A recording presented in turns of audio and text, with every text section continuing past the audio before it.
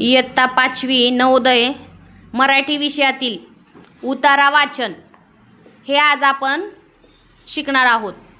याच्या आधी आपण स्कॉलरशिपचं मराठी घेतलंय, त्यामध्ये आपण उतारा वाचन आणि उतारा वाचनावरचे प्रश्न घेतलेत। पण आजपासून आपण काय करणार आहोत, इयत्ता 5वी साठी म्हणजे 6वी मध्ये प्रवेश घेण्यासाठी जी नवोदयची परीक्षा आहे ती आपली येत्या 13 डिसेंबरला होणार आहे आणि त्याच्यामध्ये उतारा वाचन व त्यावरील प्रश्न हा एक घटक आहे। तर सगळ्यांनी पान नंबर गाईडचं 218 काढा।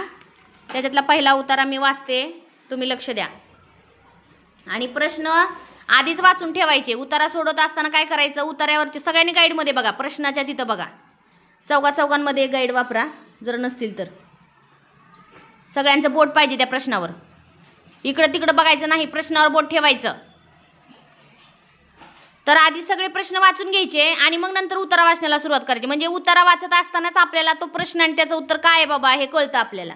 ठीक आहे, बघा, एका मंत्री महाशयांना तुरुंगाची तपासणी करीत असताना एका लहान खोलीत एक तरुण गुन्हेगार आढळला। त्यांनी त्या कैद्याला त्याच्या हातून कोणता गुन्हा घडला होता हे विचारले। तो कैदी उत्तरला, रस्त्यातून जात असता मला जमिनीवर एक दोरीचा तुकडा दिसला, त्याचा कोणालाही उपयोग नसावा असा विचार करून मी तो उचलला आणि घरी आणला।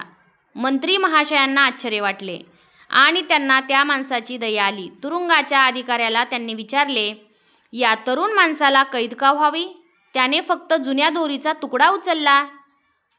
तुरुंगाधिकारी म्हणाला, त्या दोरीला काय बांधले होते ते आपण कृपया त्याला विचारावे। मंत्री महाशयांनी त्याला विचारले, तरुणा, त्या दोरीला काय बांधले होते? महाशय, दुर्दैवाने त्या दोरीला गाय बांधली होती। उतारा समजला? आता उतार्यावरचे प्रश्न बघा, आधी आपण वाचून घेतलेले आहेत मनातले मनात ते प्रश्न। मंत्री महाशयांनी तरुण कैद्याला केव्हा पाहिले आणि पर्याय आहेत, ज्यावेळी ते तुरुंगाची तपासणी करीत होते, ज्यावेळी ते रस्त्यावरून जात होते, ज्यावेळी तो तरुण गाईला घेऊन जात होता, ज्यावेळी तो तरुण दोरीचा तुकडा उचलत होता। आता चारपैकी कुठलं उत्तर बरोबर वाटते तुम्हाला? पहिलं, तिथं स्पष्ट लिहिलंय, ज्यावेळी ते तुरुंगाची तपासणी करीत होते तेव्हा त्यांनी त्या तरुण कैद्याला पाहिले। हे आपल्या पर्याय क्रमांक 1 मध्ये दिलेलं आहे, म्हणून या प्रश्नाचा पर्याय क्रमांक 1 बरोबर आहे। समजला? म्हणजे आपलं वाचन कसं पाहिजे, समजपूर्वक, नेमकं काय चाललंय त्या उतार्यात हे आपल्याला कळलं पाहिजे। आता बघा, जेव्हा दुसरा प्रश्न बघा आता याच्यातला, जेव्हा मंत्री महाशयांनी कैद्याचे पहिले उत्तर ऐकले तेव्हा ते वैतागले, त्यांचे मनोरंजन झाले, ते प्रक्षुब्ध झाले, ते आश्चर्यचकित झाले। चारपैकी कुठला पर्याय बरोबर वाटतोय? चौथा पर्याय बरोबर आहे, त्यांना आश्चर्य वाटलं। तिसरा प्रश्न बघा आता याच उतार्यावरचा, त्या तरुणाने दोरी उचलली कारण स्वतःच्या गायीसाठी त्याला तिची गरज होती, त्याला ती फारच आवडली, त्या दोरीला गाय बांधली होती, ती कोणाच्याही मालकीची नव्हती। का बरं तिसरा वाटतोय तुम्हाला पर्याय तो? त्यांनी जेव्हा विचारलं की तू दोरीला काय बांधलं होतं तेव्हा त्या तरुणानं काय उत्तर दिलं? गाय। हा, मग त्याने ती दोरीच फक्त घेऊन गेलाय का? काय घेऊन गेलाय मग दोरी बरोबर? गाय। पण हा अर्थ त्याच्या मागे तिथं दिलेला नाहीये, तो तुम्ही समजून घ्यायचा आहे। नुसती दोरी नेली नाही तर त्या दोरीला बांधलेली गाय त्यानं नेली, म्हणून त्याला तुरुंगामध्ये टाकलेलं होतं आणि तो गुन्हा त्यानं केला। मग हा जो पर्याय आहे योग्य तो आहे पर्याय क्रमांक 3 मध्ये। कुठं आहे? 3 मध्ये, म्हणून तिसऱ्या प्रश्नाचा पर्याय क्रमांक 3 बरोबर आहे। सयाजी समजते का बाळा तुला? सयाजी राजे, कसे उतारे वाचायचे, कसे त्याच्यावरचे प्रश्न सोडवायचे ह्याचा आपला अभ्यास चाललेला आहे या ठिकाणी। ठीक आहे, आता बघा याच उतार्यावरचा चौथा प्रश्न या ठिकाणी दिलेला आहे आपल्याला, दुर्दैवाने त्या दोरीला गाय बांधली होती या विधानावरून आपणास समजते की तो कैदी टिंबटिंब आणि पर्याय बघा, निष्पाप होता, लबाड होता, प्रामाणिक होता, खोटारडा होता। लबाड आणि खोटारडामध्ये काय फरक आहे? लबाडी करणे डायरेक्ट कृती, आणि ही खोटारडेपणा म्हणजे खोटं बोलणे.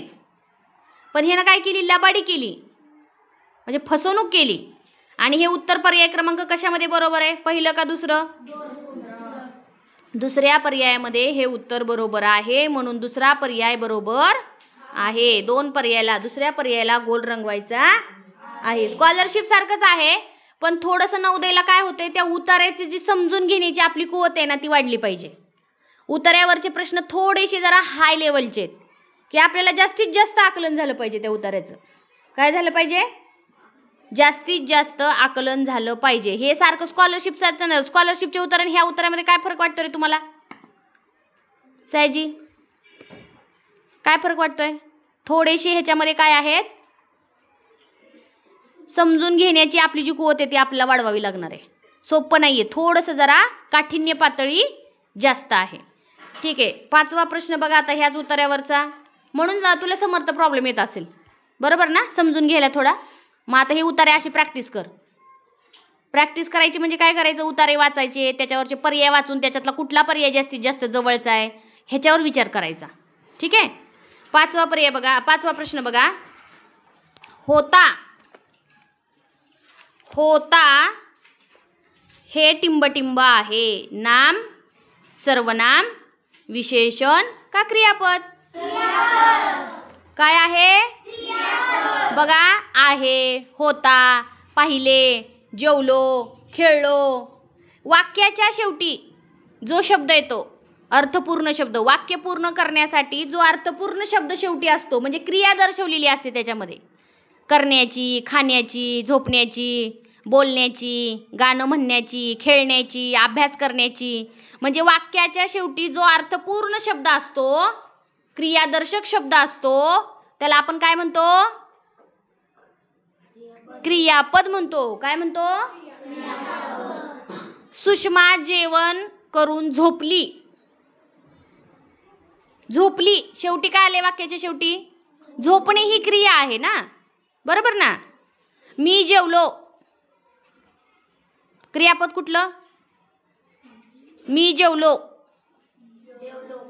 जेवलो, जेवण्याची क्रिया आहे त्याच्यामध्ये. वाक्याच्या शेवटी जो अर्थपूर्ण शब्द आहे त्याला आपण काय म्हणतो? क्रियापद, है की नाही. मग इथं सुद्धा बघा, होता वाक्याच्या शेवटी, वाक्याच्या शेवटी येतं होता, का मध्ये आधी येतं? नाही येत.